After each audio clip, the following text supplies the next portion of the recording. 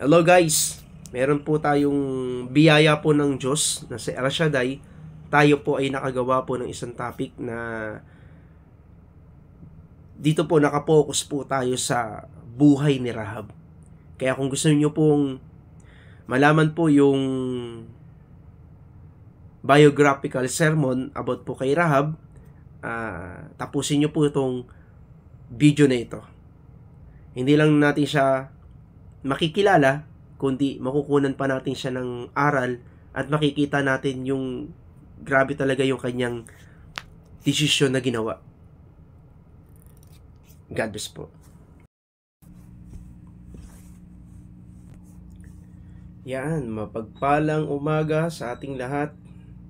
Sadyang kay buti ng ating Panginoon at walang katulad ang kanyang kabutihan at kadakilaan. Sa umaga pong ito ay meron po akong gustong ipakilala sa inyo at sa mga nakakakilala po sa kanya ay isang paalala po sa atin to na merong isang taong makasalanan at hindi membro ng bayan ng Diyos or hindi membro sa pinili ng Diyos. Siya isang Gentile or Hentel, isang taong makasalanan. Isinilang sa isang bansang makasalanan. Ngunit dahil sa kanyang ginawa at sa kanyang choice na pinanindigan, siya po ay naging isa sa mga ninuno ng ating tagapagligtas na si Jesus. Sino nga ba ang taong ito? Ang taong ito ay walang iba kundi si Rahab. Ang pangalan niya ay si Rahab. Si Rahab po ay isang babae. At ang salitang Rahab ay nagmula sa Hebreyong salita Rahab. Ang Rahab ay may iba't ibang kahulugan tulad ng higanting ahas or dragon, mga makapangyarihan ng kasamaan, pagtutol sa Diyos. Yan pong tatlong meaning ng kanyang pangalan ay talagang kakaiba.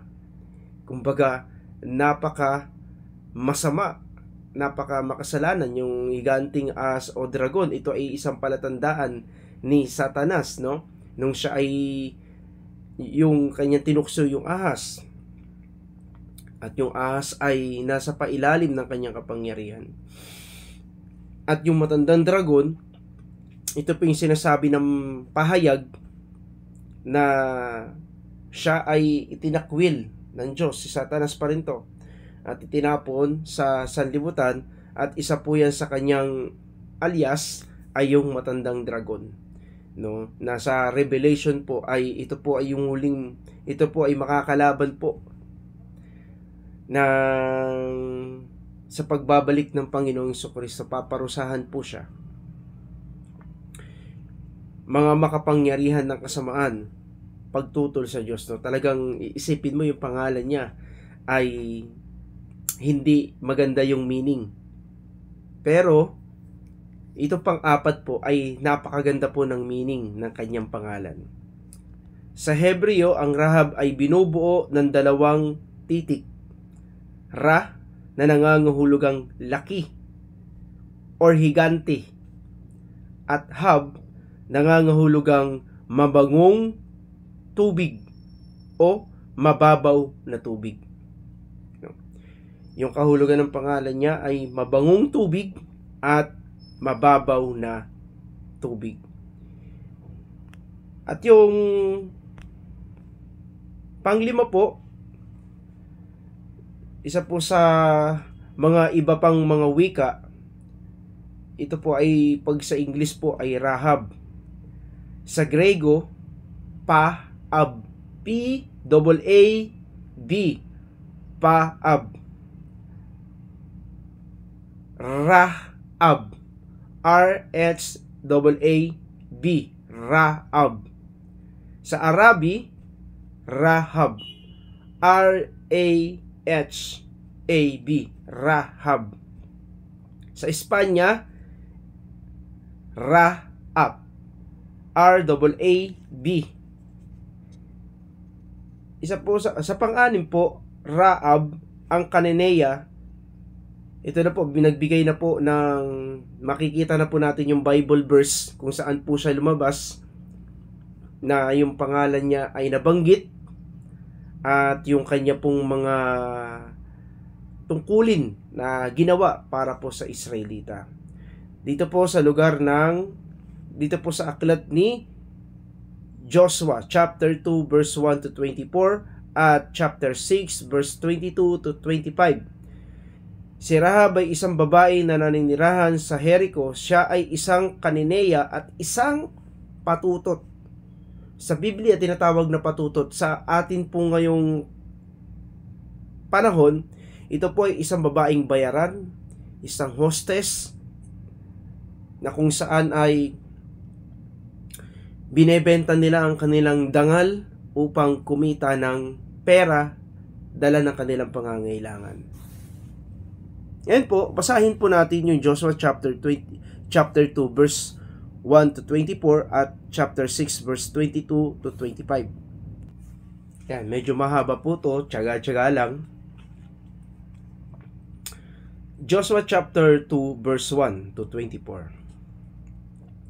Buhat sa kampaminto ng Sittim ay nagpadala si Josue ng 2 tiktik na pinagbilinan niya ng ganito: pumunta kayo sa Jericho at manmanang mabuti ang kabayanan at kabukiran. Pumunta nga sila sa Jericho at nakituloy sa bahay ni Rahab, isang babaeng nagbibili ng panandaliang aliw. Nakaabot sa hari ng Jericho ang balita na may mga tiktik na Israelita nakapasok sa bayan ng gabing iyon. Nagpasugo kay Rahab ang hari at ipinasabi, ilabas mo ang mga lalaking nakituloy sa iyo. Naparito ang mga iyan upang maniktik. Ngunit itinago ni Rahab ang 2 at pagkatapos ay ganito ang isinagot: mayroon nga pong mga lalaking nakituloy sa akin, ngunit hindi ko po alam kung taga saan sila. Umalis na po sila nang ipipinid na ang pintuan ng lungsod bago kumagat ang dilim. Hindi ko po nausisa kung nasaan sila paroroon, ngunit kung hahabulin ninyo agad ay aabutin ninyo. Sa itaas ng bubong niya, dinala ang 2 tiktik at tinabunan ng mga tangkay ng lino na naitambak niya roon. Hinabol nga ng mga tauhan ng hari ang 2 tiktik hanggang sa tawiran ng ilog Jordan. Pagkalabas ng mga humahabol, ipininid ang pinto ng lungsod. Bago natulog ang mga tiktik, umakyat si Rahab sa bubong at sinabi sa kanila, alam ko na ipinagkalob sa inyo ni Yahweh ang lupaing ito, at ang mga taga rito'y gulong-gulo dahil sa inyo. Gayon din ang lahat ng mga naninirahan sa paligid. Nabalitaan namin kung paano pinatuyo ni Yahweh ang dagat ng mga tambo nang kayo'y tumawid galing sa Egypto. Nalaman din namin na inilupig ninyo sina Haring Sehon at Og na mga Amoreo sa ibayo ng Jordan at pinuksa ang kanilang mga hukbo. Nagulat kami nang marinig ang mga balitang iyon. Natakot kaming humarap sa inyo sapagkat si Yahweh na inyong Diyos ay Diyos ng langit at ng lupa. Ipangako ninyo sa ngalan ni Yahweh na tutulungan ninyo ang aking angkan alang-alang sa pagtulong ko ito sa inyo at bigyan ninyo ako ng isang katibayan. Iligtas ninyo ang aking ama, ina, mga kapatid at ang kanilang sambahayan. Huwag ninyo kaming hahayaang mapatay. Sinabi sa kanya ng mga tiktik, ang buhay namin ang garantiya sa buhay ninyo. Huwag lamang sasabihin sa may kapangyarihan na kami narito, hindi kayo maano pag ibinigay na sa amin ni Yahweh ang lupang ito.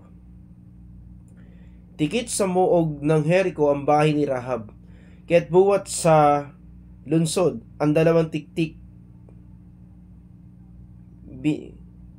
Inihugos niya sa labas ng lungsod ang 2 tiktik, ngunit bago sila umalis, sila'y pinagbilinan niya ng ganito: bagtasin ninyo ang kaburulan nang hindi kayo masalubong ng mga tauhan ng hari. Magtago kayo roon 3 araw. Pag nakabalik na sa lungsod ang mga humahabol sa inyo, saka kayo magpatuloy ng inyong lakad. Sinabi naman sa kanya ng dalawa, pinananagutan namin ang aming pangako, ngunit kailangan gawin mo ang mga sumusunod. Pagbalik namin para sakupin ang inyong lungsod, ilawit mo ang pulang lubid na ito sa bintanang aming lalabasan. Tipunin mo sa iyong bahay ang iyong ama, ina, mga kapatid at ang buo nilang angkan. Ang lalabas ng bahay ay di namin pananagutan kung mapatay man. Ngunit kami ang mananagot pag may napinsala sa sinumang nasa loob. At kapag isiniwalat mo itong ating pinag-usapan, huwag mo nang aasahan ang pangako namin sa iyo. Sumagot ang babae, sang-ayon ako. Inihugos nga niya palabas ang 2. Pagkatapos itinali niya sa bintana ang lubid na pula nang nakalawit sa labas ang dulo.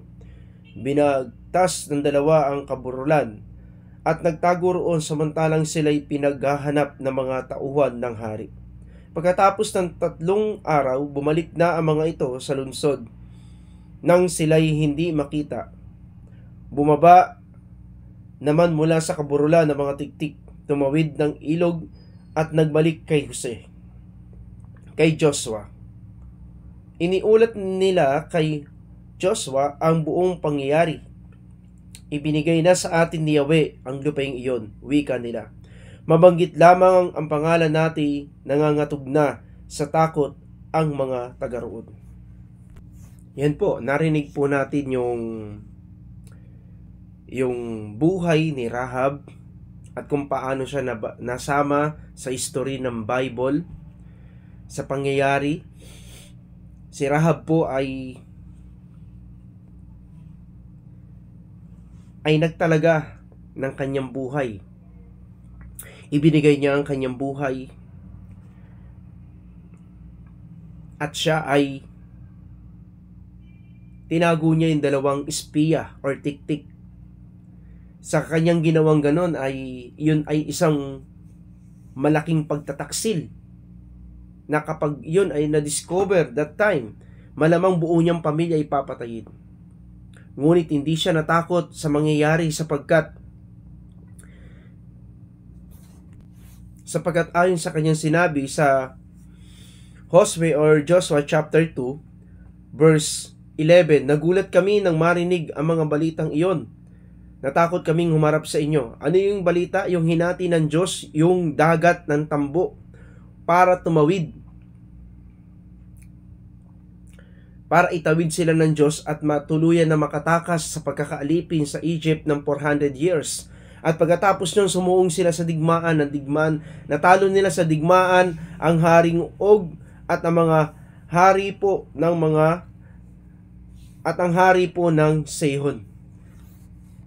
Kaya nang siya ang napili ng mga tiktik na tuluyan, sapagkat hindi nga naman mahahalata dahil isang babaeng bayaran itong si Rahab, ay hindi sila mahalata kung bakit siya nagpatuloy. Baka nga naman nagbayad sa kanya upang siya ay masipingan, at sa ganung paraan ang 2 espiya ay natago po at nakaligtas sa panganib, at nakuha na po ng mga espiyang impormasyon tungkol din kay Rahab at sa lahat ng tao sa lahat ng plano ng bansang iyon.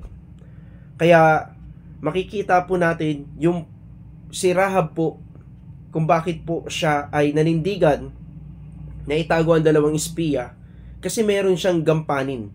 Ano ang naging gampanin ni Rahab sa pananakop ng mga Israelita sa Jericho or Jericho? Unang niyang gampanin ay para tulungan ang mga Israelitang espiya. Ito na po yun, yung binasa po natin. Tinulungan niya ang mga espiya ng Israel na magtago at magbigay ng impormasyon tungkol sa mga plano ng mga Kanineyo.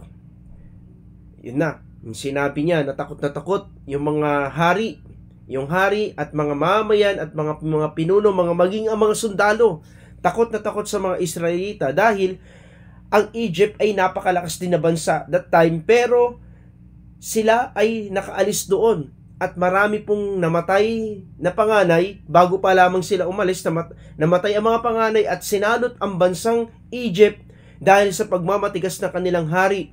At in the end, pinalayas din nila, pinaalis din niya ang mga Israelita, at bago po mangyari yun, yung bansang Egypt ay nagkanda hirap-hirap at marami pong namatay. At yung pinakamatinding ginawa ng Diyos doon na si Yahweh, kung bakit nasabi ni Rahab na ang inyong Diyos ay Diyos ng kalangitan at lupa, sapagkat ang langit at ang lupa ay nasa hawak ng kapangyarihan ng Diyos ng Israel, kaya sila na ay patawid doon sa karagatan, na hinati ng Diyos ang daanan ng kanilang daraanan, itinaas ng Diyos ang tubig upang sila'y makaraan, at yun ay nabalitaan ng mga Kanineyo doon sa lugar ng Jericho.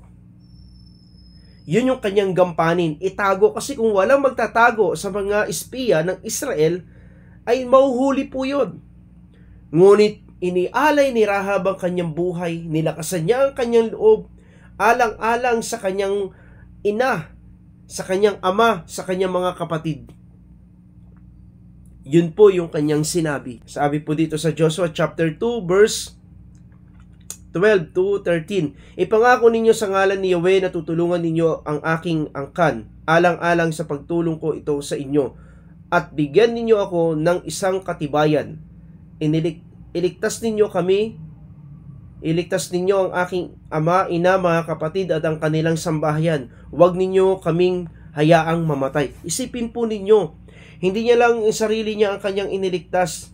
Kumbaga dito sa kanyang pananalita, kahit na hindi ako maligtas, ngunit ang aking ama at ina't mga kapatid at ang kanilang mga sambahayan, ibig sabihin wala po siyang anak, wala po siyang asawa sa kanyang katayuan, ngunit ang kanyang pagmamahal ay para sa kanyang pamilya.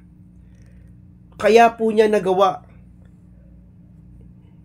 yung kanyang desisyon na tanggapin ng mga espiya kahit na alam niya na sasakupin ng mga Israelita kapag ito ay pinabayaan niya, ngunit ginawa pa rin niyang itago at paalisin dahil sa kanya ay naging maganda ang pagsakop ng mga Israelita sa lugar pong iyon.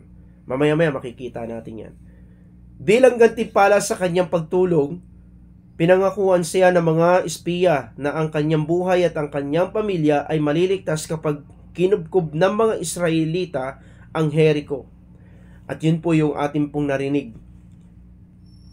Ngayon mga kapatid sa Panginoon, kung ikaw yung tao na katulad ni Rahab, na alam mo sasakupin kayo, at doon ka lumaki, andun yung mga hari nyo, nandoon yung iyong pamilya, at may posibilidad na hindi sila magwagi dahil napakatibay ng muog ng Jericho. Ngunit dahil nga sa nasaksihan at nabalitaan nila, yung kanyang ginawa ay iyon ay isang pagpapahayag, mga kapatid ko, kay Kristo, na ang Diyos, ang kanyang pagkatakot sa Diyos, ang nagbunga sa kanya ng desisyon.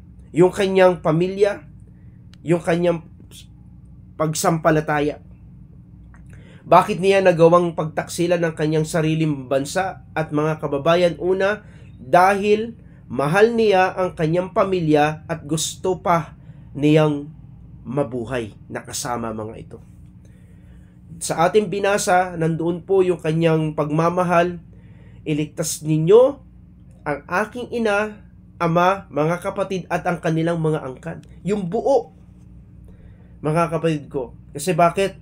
Alam na alam niya sa kanyang sarili na masasakop ang Jericho, ang mga Kanineyo, masasakop sila sa ayaw man niya at sa gusto ay masasakop, ngunit sa kagandahan ng kanyang ginawa, kahit na napagtaksilan niya ang kanyang bansa at mga kababayan, dahil ito sa kanyang pagmamahal sa kanyang pamilya at sa kanyang sariling buhay, napaganda ang kanyang pagpili. Kung bakit niya napagtaksilan yung kanyang bansa, dahil mahal niya ang kanyang pamilya at mahal niya ang kanyang buhay, dahil gusto pa niyang mabuhay ng matagal at syempre sa piling ng bayan ng Diyos at kung ano meron sa bayan ng Diyos na pag dito ay napasama siyang napamuhay. Parting pa lamang ang mga Israelita. Sigurado ako iniisip na ni Rahab kung anong pasya at pagpili ang kanyang gagawin. At ito nga po, pinili niyang pagtaksilan ang kanyang bansa, mga kababayan, dahil sa pagmamahal niya sa kanyang pamilya at sa kanyang sarili. At ayon po sa kanyang sinabi, Joshua chapter 10 to 11, nabalitaan namin kung paano pinatuyo ni Yahweh ang dagat ng mga tambo nang kayo'y tumawid galing sa Egypt. Nalaman din namin na nilupig ninyo sina Haring Sehon at Og na mga Amoreyo sa ibayo ng Jordan at pinuksa ang kanilang mga hukbo. Grabe.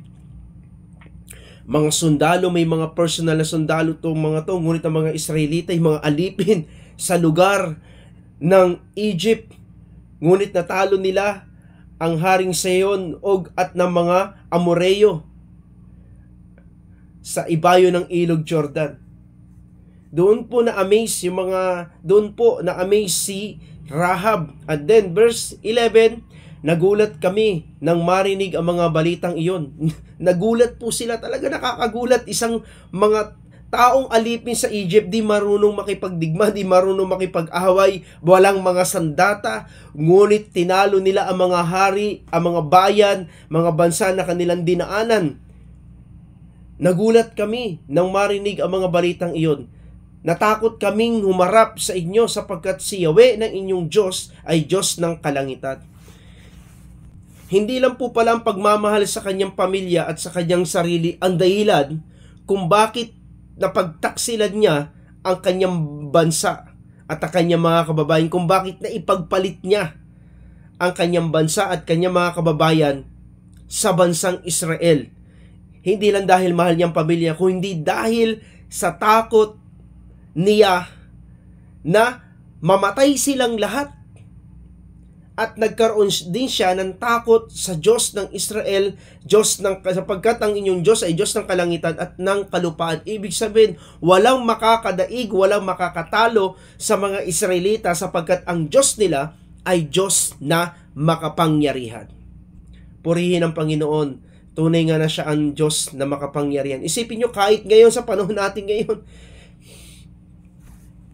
Isipin nyo po kahit sa panahon natin ngayon, ang bansang Israel, ilang dekada na, ilang taon na, ilang libo-libong taon na pinagpaplanuhan ng 6 na bansa ang mga kapatid ko para sakupin sila, ngunit hindi sila nagtatagumpay.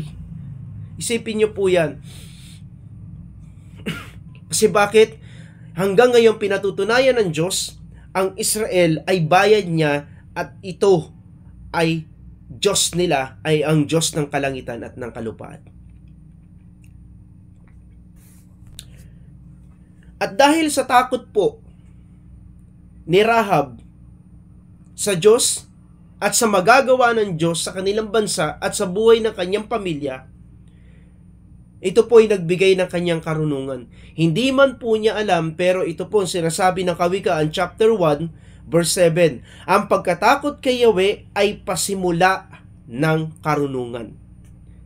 Buti pa si Rahab, nag-iisa lang na nagkaroon ng takot, na natakot sa Diyos ng Israel, ngunit nagkaroon siya ng karunungan. Kung ang mga bansa kung ang bansang Jericho at ang mga hari sa lugar nito, mga kapatid ko sa Panginoon, nagkaroon ng takot, kung sakali nagkaroon sila ng takot, mga kapatid ko sa Panginoon, sa Diyos at lahat ng hari nila ay handang magpaalipin sa Israel, maaari po na ang mga taong ito ay bigyan ng pagkakataong mabuhay at ibukod lamang po sila. Ngunit napakalabo nga mangyari, kaya nga sabi ko maaari. Ngunit itong si Rahab, mga kapatid, sapagkat ang mga hari ay talagang lalaban yan sila. Hindi sila pwedeng magpaalipin sa mga alipin na pinalaya lamang. Dahil ang mga Israelita, alipin lang sila sa Egypt. Di sila marunong makipagdigma. Pero dahil nga sa Diyos na si Yahweh, sila ay nananagumpay. Ngunit dahil si Rahab ay nagkaroon ng takot at ang kanyang pagkatakot ay nagbigay sa kanya ng karunungan na galing sa Diyos, kaya isinuko niya ang kanyang sarili. Unang-una siyempre sa Diyos at sa mga Israelita. Kaya niya tinago ang espiya na pinadala ni Joshua. Ang Diyos nila ay sadyang makapangyarihan sa lahat.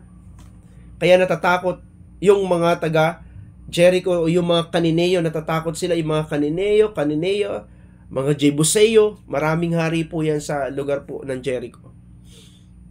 Natatakot po sila sapagkat alam nila ang Diyos ng Israel ay sadyang makapangyarihan sa lahat. Kinilala ito ni Rahab na magagawa ng Diyos na patayin, talunin ang lahat ng hari sa lugar po ng Jericho. Yung mga Kananeo, mga Jebuseo, mga Gergeseo. Itong pong lugar na to puro mga Gergeseo po yan. No, mga Kananeo po. Marami pong hari yan. And then, pangatlo, kung bakit niya nagawang pagtaksilan o ipagpalit ang kanyang sariling bansa at mga kababayan, dahil si Rahab ay nagpasya na sumampalataya. Nagpasya or pinili niya sampalatayanan ang Diyos ng Israel. Ito na. Pag pinag-uusapan ng pananampalataya sa Biblia, ibang usapan na yan. Kaya pala niya nagawa na ipagpalit ang bansa niya at ang mga kababayan niya, even mga friend niya. Hindi lang dahil sa mahal niya ang pamilya niya, hindi dahil lang nagkaroon siya ng takot sa Diyos, kung hindi, mas lumalim pa.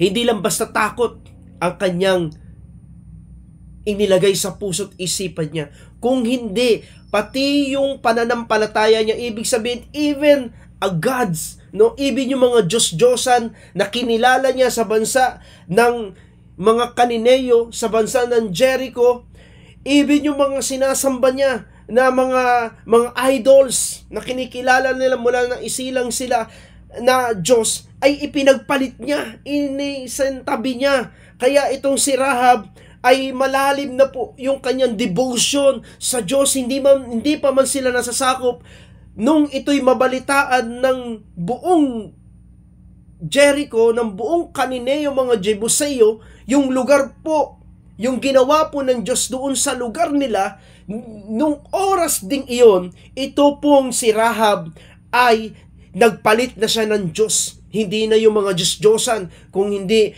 ang Diyos na niya ay walang iba, kundi ang Diyos ng Israel. Kaya mga kapatid ko, ganun po kalalim yung kanyang pananampalataya sa Diyos. Kaya kinubkob niya, itinago niya, pinagmalasakitan niya, itinaya niya ang kanyang buhay alang-alang po sa Diyos ng Israel at sa espiyang ipinadala ni Joshua. Kaya iniligtas po niya ito, but yung kaligtasan ito ay pinalitan ng kaligtasan ng kanilang mga buhay.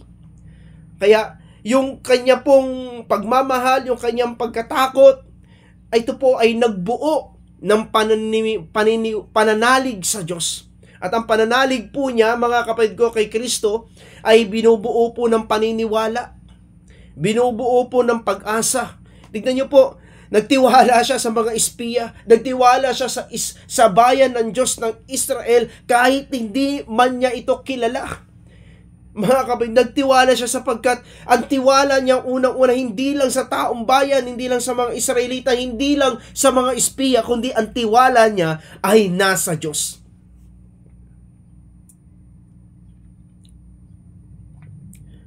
Kaya pala ganun yung kanyang matibay na desisyon.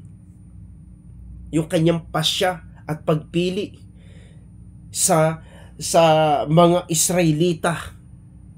Itago yung espiya sapagkat siya ay may malalim ng paniniwala, pag-asa, pagtitiwala sa kanyang puso't isipan. Means siya ay may pananampalataya sa Diyos. Ipinagkatiwala niya yung buhay niya sa mga taong hindi niya kakilala at naniniwala siyang ito'y gagawin sapagkat yung kanyang tiwala doon ay bunga na lang ng pananampalataya niya at pagkilala niya at pag-asa sa magagawa ng Diyos na isave ang kanyang buhay at isave ang buhay ng kanyang pamilya. At yun yung kanyang pakiusap sa ating mga nabasa.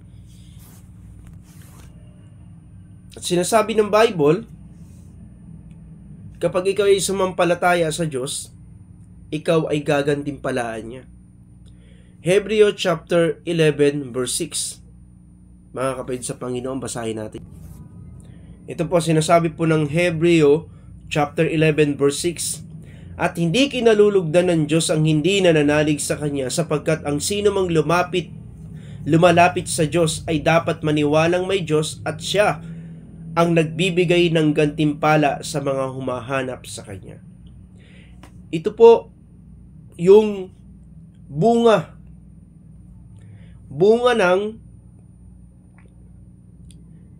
ng ginawa niyang pananampalataya sa Diyos, sa buhay ni Rahab, sa paanong parang binigay ng Diyos ang gantimpalang ipinangako ng mga espiya na tinupad naman ni Joshua. Sa paanong paraan ibinigay ng Diyos ang gantimpala? Sa pamamagitan ng pagtupad ni Joshua ng pangako niya sa babae sa pamamagitan ng dalawang espiya. Una, nang iniligtas ni Joshua ang kanyang buhay at ang buhay ng kanyang pamilya. Yung pangako ng dalawang espiya, tinupad ni Joshua, at nang pagdating nila po roon, ayon po sa ating binasa, mga kapatid ko, babasahin po natin yung pangyayari po na nakubkub na po nila yung bansa. Ito po, Joshua chapter 6 verse 22. Sinabi ni Joshua sa dalawang tiktik na isinugo niya, pumunta kayo sa bahay ng babaeng inyong tinulungan. Ilabas ninyo siya at ang buo niyang angkan, ayon sa inyong pangako sa kanya. Pumunta nga sila at inilabas si Rahab, ang kanyang ama at ina, mga kapatid, mga kasambahay, inilabas din nila, pati ang kanyang mga kamag-anak, at dinalang lahat sa kampamento ng Israel. Sinunog nila ang lungsod at tinupok ang lahat ng bagay na naroon, liban sa mga yari sa ginto, pilak, tanso at bakal. Ang mga ito'y inilagay sa kabangyaman ni Yahweh. Nung makita po, pinalabas po, inilabas na, at pagkatapos makuha si Rahab at ang kanyang pamilya nasa ligtas ng lugar, sinunog na po yung dakong iyon. Wala pong natira sa dako na kanilang sinunugad, at ang babaeng si Rahab ay naligtas. Lahat ng kanyang kababayan ay pinatay, maging hayop sa kanilang lugar, pinatay po. Ngunit siya at ang kanyang pamilya na isang hindi kumikilala sa Diyos ay nakasama ang bayan ng Diyos. Kasi bakit? Iyan po yung gantimpala. Dahil siya ay nagmahal sa kanyang pamilya, dahil siya ay nagkaroon ng takot sa Diyos, Dahil siya ay sumampalataya, ipinagpalit niya mga Diyos-Diyosan na hindi nakagagalaw, mga Diyos-Diyosan na hindi nakaririnig, na sinasamba nila, mga walang kwentang Diyos. Nakita po ni Rahab na walang kwenta yung kanilang Diyos. Kasi yung mga hari nila takot na takot eh. Kaya nabuo sa kanyang isipan at puso, ipagpalit ang lahat na kanyang kinikilalang Diyos, maging ang kanilang mga hari, ipagpalit sa tunay na Diyos, ang Diyos ng Israel. Diyos ng kalangitan, Diyos ng kalupaan, at dahil sa kanyang ginawa, siya ay naligtas maging ang kanyang pamilya sa tiyak na kapahamakan ng kanilang buhay. Yan yung unang gantimpala. Sa paanong paraang ibinigay ng Diyos ang gantimpala nang iligtas ni Joshua ang kanyang buhay at ang buhay ng kanyang pamilya ayon po sa deal, sa kasunduan, at tinupad po ito ng mga Israelita. Pangalawa, itong gantimpala na ito, mga kapatid ko sa Panginoon, ang pinakamatindi. Sa paanong paraan binigay ng Diyos ang gantimpala kay Rahab? Nang naging ninuno ni Jesus na ating Panginoon at tagapagligtas. Si Rahab ay naging ninuno ng ating Panginoong Jesucristo. Isipin niyo po, tagapagligtas ng buong sanlibutan. Naging ninuno ang isang babaeng patutot. Naging ninuno ng ating Panginoong Jesucristo. Dito po mapapansin po natin, hindi po tinitignan ng Diyos kung gaano ka kasama. Hindi tinitignan ng Diyos kung gaano ka kakriminal o kawalan niya o pasaway na tao. Ang tinitignan ng Diyos, kung sa panahon ng ating kasamaan ay handa pa rin tayong tumalikod dyan at iiwan ang mga bagay na yan at ipagpalit natin siya. Siya yung ating ipalit sa ating buhay na masama, katulad na nakita natin sa buhay ni Rahab. Babasahin po natin na kung paano siya napabilang sa salinlahi ng mga ninuno ng ating Panginoong Hesus. Basahin po natin. Matthew chapter 1 verse 1 to 6. To 6 lang po kasi mahaba po itong talaan po ng salinlahi ng ating Panginoong Jesucristo. Para lang po i-confirm ko sa inyo, establish ko po sa inyo na si Rahab na isang makasalanan, naggaling sa isang bansang walang Diyos. Ang dinodiyos nila yung mga maliliit na ribulto at mga hayop at kung ano-ano pang hayop.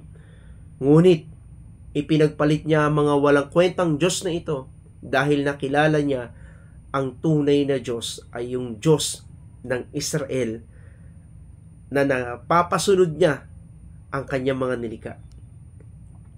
Matthew chapter 1 verse 1 to 6. Ito ang lahi ni Jesucristo na mula sa angkan ni David, na mula naman sa lahi ni Abraham. Si Abraham ang ama ni Isaac, si Isaac ang ama ni Jacob, na ama ni Juda, at ang kanyang mga kapatid. Naging anak naman ni Juda kay Tamar sina Pares at Sarah. Si Pares ang ama ni Escrom, at si Escrom ang ama ni Aram.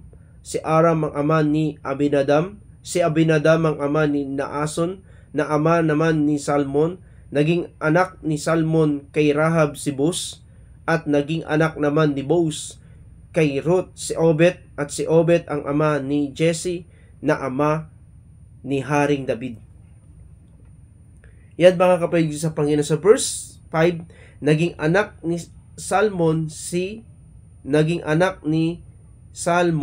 kay Rahab si Boaz, na naging anak naman ni Boaz kay Ruth si Obed, at si Obed ang ama ni Jesse, na ama ni Haring David.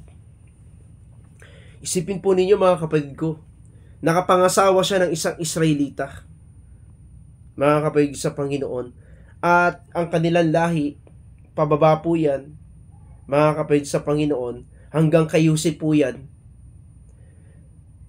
na asawa po ni Mama Mary or ni Virgin Mary. Kaya hindi po tinitignan ng Diyos yung tao kung masama or mabuti yung buhay niya. Ang tinitignan ng Panginoon yung kanyang pananampalataya. At dahil nga sumampalataya si Rahab, yung gantimpala ay nakuha niya. At yung gantimpalang ito, hallelujah, siya ay nahilera sa mga ninuno ng ating Panginoong Hesukristo. At tunay nga na siya ay naging isang tunay na Israelita spiritually dahil tinanggap niya ng buong buo ang Diyos ng Israel. Ngayon po mga kapatid sa Panginoon, ano yung makukuha nating aral sa buhay ni Rahab? Ano yung magiging magandang impact nito sa buhay po natin ngayon? Una, pinakikita po ng kasaysayan ng buhay ni Rahab, mga kapatid ko sa Panginoon, yung kanyang biographical na talambuhay sa Biblia. Dahil ang sermon pong ito, biographical, mga kapatid sa Panginoon. Ang makukuha po nating aral sa buhay ni Rahab ay una, yung ang pagpili sa Diyos ng Israel ay hindi pagsisisihan habang buhay. No? Pag pinili natin ang Diyos ng Israel, pag pinili mo ang Diyos ng Israel na patuloy na pagtiwalaan, patuloy na asahan, patuloy na ilagak sa Kanya ang lahat ng ating buhay at pagkatakot at pananampalataya, hindi natin to pagsisisihan hanggang tayo malagutan ng buhay tulad ng ginawa ni Rahab. Hindi niya pinagsisihan niyo kasi kung hindi siya natakot at binaliwala niya yung takot niya, binaliwala niya yung pagmamahal niya sa kanyang pamilya, hindi siya sumampalataya, mga kapatid ko, wala po halaga ang kanyang buhay. Pero dahil sumampalataya siya at nagkaroon siya ng takot sa Diyos, mga kapatid ko, nagkaroon ng halaga ang buhay niya at ang buhay niya ay naging record sa bawat salin lahi ng Israel. Kasi ang mga Israelita, kinikilala lang si Jesus, dakilang propeta. Pero hindi lang siya dakilang propeta, siya ay isang Diyos at Panginoon tagapagligtas. Hindi pinagsisihan ni Rahab maging ng pamilya niya, buong pamilya niya, ang sumampalataya sa Diyos ng Israel. At yun po ang pinaparating sa atin. Kapag tayo sumampalataya sa Diyos ng Israel, hindi lang isang araw, hindi lang 10 taon, kundi habang tayo nabubuhay, hindi natin pagsisihan sapagkat kapag tayo sumampalataya sa Kanya at nagtiwala tayo sa Kanya, kapag meron tayong kabigatan sa buhay, tumawag ka sa Kanya, hindi lang siya isang beses na magpapakilala sa iyo at tutugon, kundi araw-araw Kanyang ililigtas at sasamahan sapagkat gusto rin niyang patunayan na hindi ka magsisisi na pinili mo siya bilang maging Diyos ng buhay mo. Pangalawa, ang mahalin ang Diyos ay nagbibigay ng pagpapahalaga sa kaligtasang binigay niya sa atin. Na kapag minahal natin ang Diyos na ito, mga kapatid ko, ito yung aral na makukuha natin, inibig ng buong buo ni Rahab, maging ng kanyang pamilya, ang Diyos ng Israel. Sapagkat kung ano yung batas ng Diyos na binigay niya sa Exodus, sa Deuteronomy, ay yun din yung batas. Nang sakupin ng Diyos ang Jericho, nakahanda na lahat ng batas na susundin ng Israel. At yun ang sinunod ni Rahab. Kaya si Rahab nagbago na ng buhay. Lumaya siya sa kanyang pagiging patutot, pagiging bayaran na babae, sapagkat bawal yun sa batas ng Diyos ang magbenta ka ng iyong sarili. Lalo na sa mga Israelita, bawal po yun. Kaya nung makubkub po ang Jericho, kasabay ng pagguho, pagpatay ng mga tao at ng mga kahari sa dakong iyon, ay kasabay ng kanyang kalayaan sa masamang pamumuhay. Kaya kung pahalagaan po natin yung kaligtasan natin tinanggap sa Panginoon, katulad ni Rahab, pinahalagaan niya yon nung sila'y masakop yung Jericho, yung masakop ang Jericho at pinatay yung mga hari at yung mga tao doon. Kung ano yung batas ng Israel na sinusunod, na binigay ng Diyos, yun na rin yung kanyang batas. Ang nakalagay po sa batas na yon Mga kapatid ko, ibigin mo ang iyong Diyos ng buong puso, buong isip, buong lakas at buong kaluluwa at wala ka ng ibang magiging Diyos. Sa usapin na pagiging wala nang magiging Diyos, tanggap na tanggap po yun ni Rahab. Ayon po dun sa ating pong mga pinag-usapan, mga kapatid sa Panginoon, sa pangalawang tanong natin, no? Na bakit niya nagawang pagtaksilan ang kanyang bayan at kanyang bansa.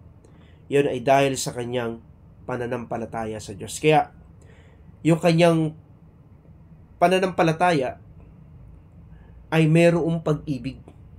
Kaya, accept niya po yung ibigin ng Diyos. Kaya, nagbago, nag-change talaga ang kanyang buhay at pinagpala siya ng Panginoon bilang gantimpala. At syempre, tayo rin, kapag mamahalin natin ang Diyos, hindi lang pinansyal, kundi spiritual ang pinakamainam po dyan na pagpapala nasa sa atin po. Kaya, yung pag minahal natin ng Diyos at pinahalagahan natin yung kaligtasan bigay sa atin ng Panginoon, patuloy natin may enjoy ang buhay dito sa mundo. Yan ang dapat natin makuhang aral sa buhay ni Rahab at sa kasaysayan ng kanyang buhay sa Biblia. Hindi, pangatlo na makukuha natin dito, yung pananampalatayang merong takot sa Diyos. No? Obvious naman, isa yun sa atin na mga napag-usapan. Kailangan, hindi lang tayo sumasampalataya sa Kanya, kundi meron tayong takot sa Kanya. Pinagsasama po yung pananampalataya at takot, dalawa po yan, join po yan. Kasi kung pananampalataya lang, wala tayong takot sa Kanya, sasampalataya lang tayo sa panahon na meron tayong pangangailangan. Sasampalataya lang tayo sa panahon ng kaligtasan. Gusto nating save yung ating buhay, save yung ating pamilya, pero hindi ganun ginawa ni Rahab. Sumampalataya siya, pero meron din siyang takot. Kailangan yung takot at pagsampalataya sa Diyos ay magkasama. Sapagkat sumasampalataya ka, nakikinig ka ng kanyang mga salita, pinag-aralan mo ang kanyang mga salita, pero isinasabuhay mo rin dahil sa takot mo sa Kanya. Kaya, dito po makikita po natin sa buhay ni Rahab, mga kapatid sa Panginoon, na wala talagang panghihinayang para sa kanya na piliin ang Diyos ng Israel. Sapagkat alam niyang kaya siyang proteksyonan neto. Alam niyang kaya siyang iligtas neto, pangalagaan neto, at ibigay ang lahat ng kanyang pangangailangan. Hindi lang siya doon nakatingin kasi yun ay natignan niya yun dahil sa kanyang pananampalataya. Yun nga yung sinasabi ng Proverbs chapter 1 verse 7, nung siya ay natakot sa Diyos ng Israel, nagkaroon siya ng karunungan. Pero hindi lang siya doon nakatingin sa magagawa ng Diyos sa buhay niya, physical, kundi tinignan din niya yung spiritual. Dahil kilala na natin ang Diyos, at kung hindi mo pa naman kilala ang Diyos at tinapos mo ito, ang Diyos kaya niyang ibigay yung ating pangangailangan. Pero dapat unahin natin siya, at sa pag-una natin sa Kanya, kailangan natin ng matinding pagpapasya, katulad ng ginawa ni Rahab. God bless po. Lord, pagpalain niyo kami sa pangalan ng aming Panginoong Hesus, maging tunay at buhay sa aming puso't isipan. Ikaw, Yahweh, katulad ng ginawa mo kay Rahab, ito rin po ang pakigawa mo sa aming buhay. Sa pangalan ni Hesus, Amen.